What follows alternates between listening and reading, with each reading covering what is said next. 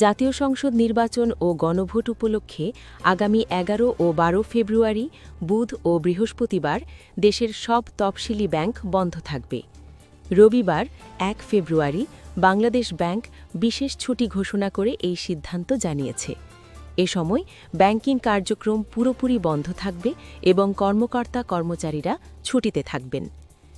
বাংলাদেশ ব্যাংকের নির্দেশনায় বলা হয়েছে, জাতীয় সংসদ নির্বাচন ও গণভোট উপলক্ষে দেশে সরকারি ছুটি ঘোষণা করায় ১১ ও ১২ ফেব্রুয়ারি বুধ ও বৃহস্পতিবার দেশের সব তফসিলি ব্যাংক বন্ধ থাকবে।